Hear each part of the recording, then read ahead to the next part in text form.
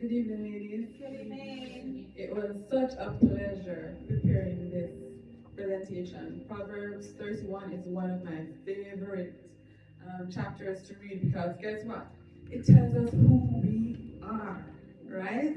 We are rubies, all right? So this one is about the lady, her money, and her power because we have the power to create wealth, right?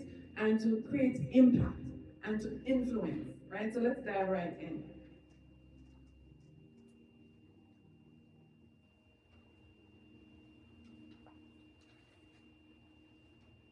So the goal, we are conduits, right? We are conduits of blessing. And one of the tools we use is money, right? Because again, we're able to create legacy, we're able to have impact. And the goal is not just to survive, it's not just to pay our bills, it's to be good stewards, to impact our communities, and to create legacy. Legacies that our impact outlives us. It will live in our children, it will live in the people that we serve, it will be living in the message that we leave behind. So, Proverbs 31, verse 10 tells us that her worth is far above rubies. I want you to let that sink in. Your worth is far above rubies. And I want you to temper this with the time in which it was written, right? If you read Proverbs 31, and I guess everybody has a phone here, right? So if you would, just go ahead, go to Bible Gateway, find Proverbs 31. She is described as trustworthy. She's resourceful. She's an entrepreneur. She's a business owner. She is disciplined and diligent. She is generous. And she plans for the future. She's not dependent. She's not passive. And she's not waiting. All of these attributes are very important when it comes to managing our money. We need to be trustworthy. We need to be resourceful. We need to be entrepreneurial. We need to be disciplined. We need to be diligent. And we need to be generous. Because that's where the blessing flows, right? When we give, we are good stewards. And we need to plan for the future, not just for today.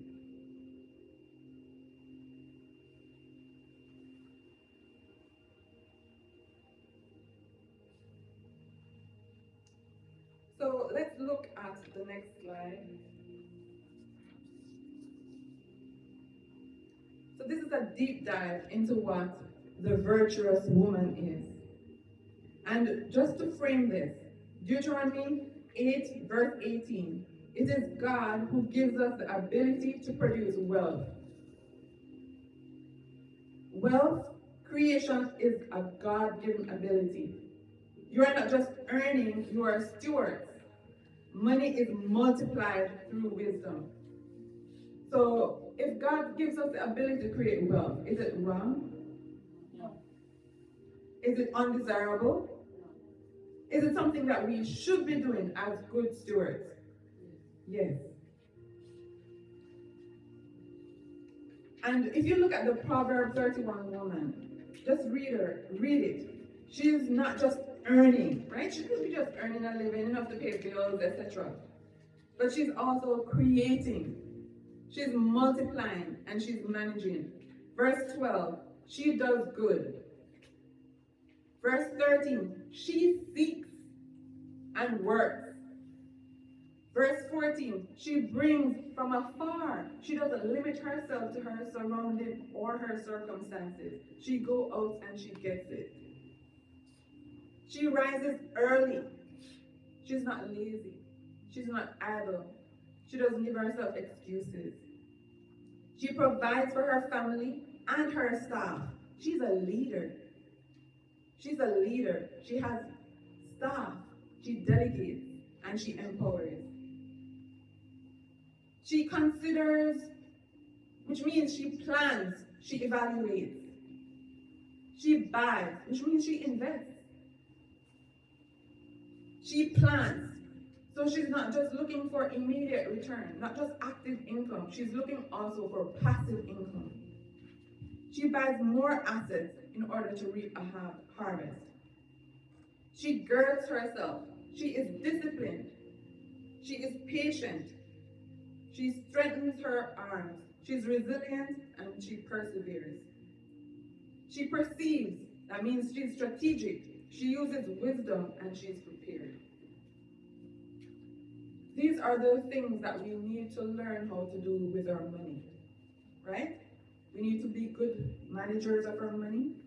We need to be investors of our money. We need to manage it with diligence and with discipline. We need to think strategically. We don't chase every shiny object, right? We evaluate. We seek counsel.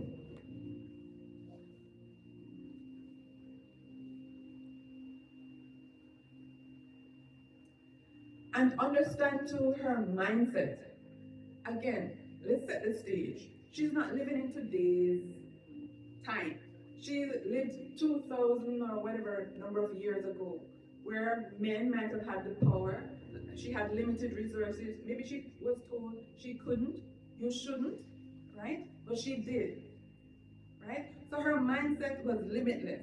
In that day and time, you would think that, you know what, to settle with saying, you know what, it's impossible. She didn't wait for permission. She empowered herself. Without discipline, and when I speak of discipline, when it comes to your money, how many of you, after paying your tithes, you put away 10, 20, or 30% for your future? Right? And that is the kind of discipline, that is a set of habits that we need to build in order to build a strong financial future. As children of God, we're not only required to speak the word, right? We need to be doers of the word. And money is a tool that we use to create impact in our communities, to spread the word and to serve. So we need to be disciplined with the resources that God gives us, which includes money. And we need to take action in order to generate income. Who remembers the parable of the talents? That is a lesson about money, right? Would you agree? Right? We had one person who went and invested, right, and doubled. We had another one, he got less, but he did the same thing. And we had another one who got two, maybe he got the least, yes. But what did he do? He gave himself an excuse. He pointed the finger outside of himself and he dug a hole. So that in the end, he didn't grow, he didn't serve, he didn't contribute, he didn't influence, and he created no impact. He created no legacy. And another thing I love about this Proverb 31 woman, right? Did she just do her day job? Did she just go out and just, be satisfied with doing the 9 to 5? She had built multiple income streams. She bought and sold goods. She created garments. She went out, she bought land. She built vineyards. She built multiple income streams. And we live in Canada today. Do you think we need to build multiple income streams? Yes, because it's getting harder to cover our bills. It's getting harder to contribute and give. So we need to multiply, because that's God math. God math is not addition. God math is multiplication. She diversified her portfolio. So we could be content with knowing a little, but that's not godly, right? We need to learn more. We need to know what we have, the resources that we have available to us to multiply, not just add 1 and 1 and make 2. We need to multiply 2 by 2 and make 4. Would you agree? She created opportunities. She had employees. She was empowering others to serve. Who in here would love to start a business? love to create opportunities for somebody else. I want to see all the hands go up actually. Right? We need to be creating opportunities, not just for ourselves, but for others. Because without multiplying and duplicating, whether it be in ministry, whether it be in the way we serve, we are limiting the impact that we can potentially have.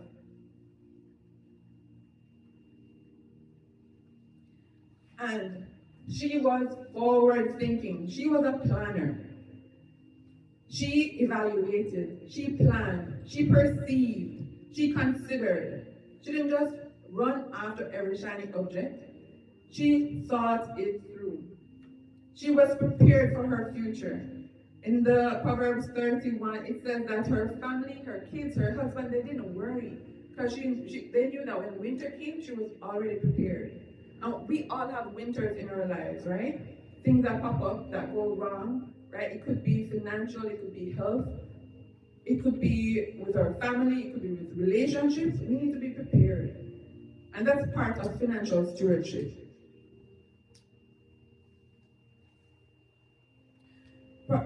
Timothy 1 Timothy 5 verse 8 said that we must provide for our own or our families. Otherwise, we are worse than unbelievers. I know that I hear the excuses. In my line of work, I hear the excuses that people give when they're presented with the opportunity to provide for their families and prepare, right? They say, you know what, the kids have to learn, they need to go through a hard life. Do you have a plan or a structure that you follow with your money? Are you disciplined? Are you acting with your money, or are you just fearful and thus inactive? Do you have clarity around your money? Do you have peace? He says that he gives us the power to create wealth and he adds no sorrow with it, right? Because we should be stressing, and I know it's hard not to stress, right? But we should always go back to the understanding that we cast our cares on him and we do what we have to do, knowing that he is working on our behalf, right? So we need to have peace with our money. And part of that is us taking responsibility and putting those safeguards, those mitigating tools into play for our finances. All right, so we've looked at the spiritual stuff, right? So let's look at some practical elements of money. We looked at the Proverbs 31 woman, her identity, her discipline. We know about the law, God's math, multiplication, right? Impact, which is what he wants us to have. He sends us out as disciples, right? And legacy, not just for ourselves. If we're thinking about ourselves, we won't have any money, right? We need to be thinking about others. And we need to understand how money works. We go out, we earn money. The parable of the talents. We need to invest that money, right? What does the master appreciate? A return on that investment, right? So we need to be smart, perceive, think about, consider our options. It takes time to plant a vineyard, like the Proverbs 31 woman, right? So we need to be planting the seeds, the money seeds, on a consistent basis and giving them time to grow. We need to do this consistently. So who gets tempted? Right? You have that money in the bank, you look at it and you feel like you want something. Who is tempted to go touch it? Come on, ladies, you're in a safe place. You can admit it. We are tempted. I'm tempted. We're crying out loud, right? We are tempted, but again, we need to be diligent. We need to be disciplined. We need to exercise constraint. We need to think long term, right? We need to think about our future. We need to think about our children and their children. All right, so again, practical tools. Who knows how much they spend on food every month? How much do you spend on clothing every month? One of the things that we need to do, we cannot control what we don't measure. We need to be tracking how we spend our dollars. We need to be intentional about where our dollars go, right? We need to put our money to work for us. So if we don't know it, right, we cannot optimize it. We cannot tell it what to do, right? We need to give our dollars jobs intentionally. We can't have the devil coming to steal our money because he's still in our power when he does that, right? We have no influence. No, we are constantly worried about our 9 to 5, paying the bills when we don't manage our finances properly. And having that responsibility and being in that place is not a place of shame, right? It just means that we need to go back to the Word and find those money principles that are littered throughout the Bible, right? And implement them in our lives. Build multiple streams of income. These can be active streams of income, meaning that we go out and we work and we hustle and we do the thing, right? To create income, or we can build passive streams of income by investing in assets. And you know what? Who feels that doing this is out of reach? Do you feel that based on what you're earning now, you can't do this? Please, be honest, right? But the thing is, again, it's about discipline. So whether it's $5, $10, or $500, we develop the discipline. The discipline of tithing, giving back, the discipline of planning for our future, the discipline of preparing for the unknown. And we need to be strategic. We don't chase shiny objects. We pray about it. We go to individuals who have more knowledge about it. We ask questions, and there's no bad question. Only the one that you didn't ask, right? Because you still don't know the answer, right? So we do all of that. We evaluate. So good financial habits create success. Know where your money is going. You control your money, not your money controlling you. Optimize your spending. Be intentional with your dollars. And build multiple streams of income. It's okay to have 2 jobs when you're building a future. But also remember that your money is a resource that God gives you, and your time is a resource that God gives you as well. The tools. Let's look at the tools.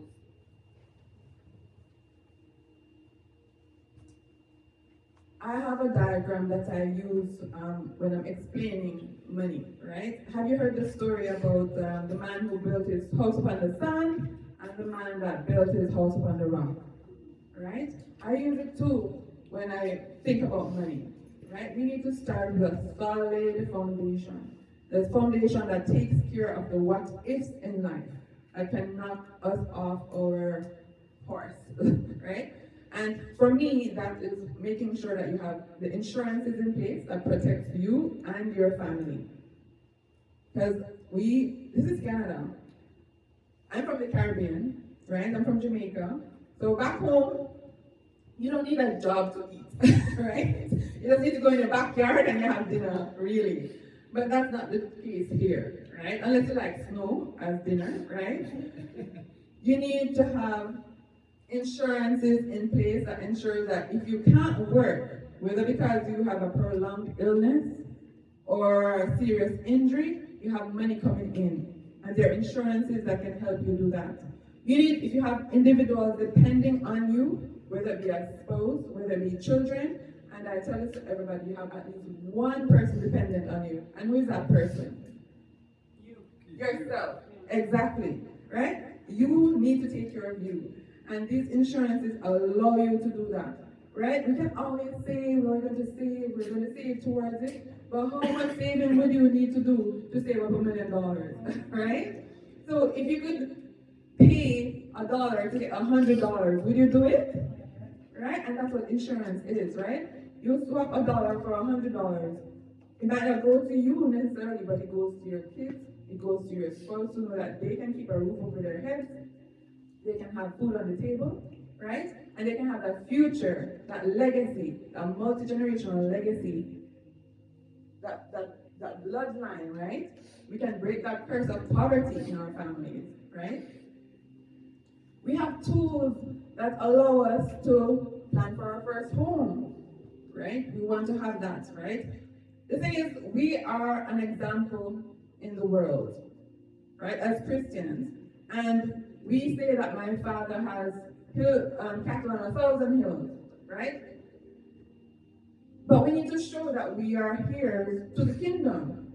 As, sorry, I forgot your name. Tutu said, right? We need to look the part, right? We need to play the part. And God wants us to be blessed. He wants us to have homes for ourselves. He wants our kids to live in their purpose and not just struggle in a 9 to 5. He wants the same thing for us. And we have tools that we can use to put that in effect in our day-to-day lives. So who knows what a tax-free savings account is? Right? Nice. Who has one? Right? So there's opportunity in the room for us all to use the tool of a tax-free savings account. I call it a tax-free investing account because we don't just open it at the bank because that's like digging a hole and putting it there, right? We need to invest inside of our TFSAs, right? And while we pay Caesar his due, if we don't have to pay him, we don't pay him. And that's what that allows us to do, grow our money tax-free. Same thing with our RSPs, it's a tax deferral tool. Find out when this is useful for you, right? If you have kids, plan for their education. Let them not be burdened with debt, because we should owe no man nothing but to love them, right? Right? Let them not be burdened with debt.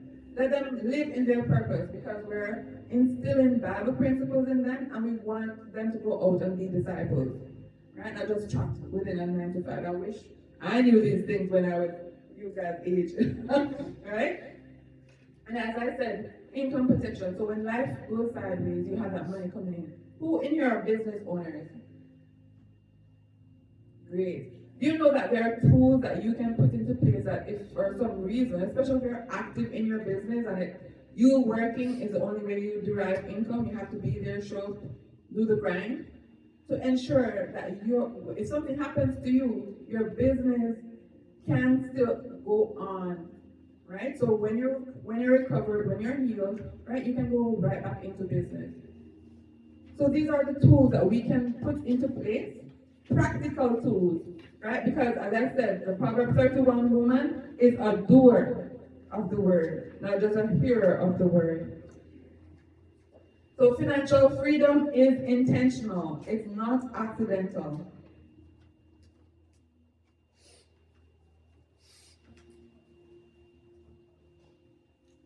So again, she didn't wait. She didn't shrink. She didn't apologize. She didn't make excuses. She went out, she built, she multiplied, she gave, and she created a legacy.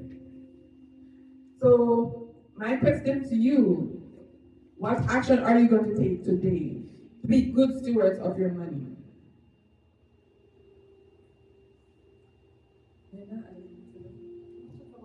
Okay, so if you want to find out more information about what you could potentially do within your current circumstances, because there's a solution for everyone. As I said, the first thing that you need to build is a discipline. Be good stewards of your money. Reach out, that's my QR code. You can feel free to book a session, reach out to me, and we can have a chat, okay?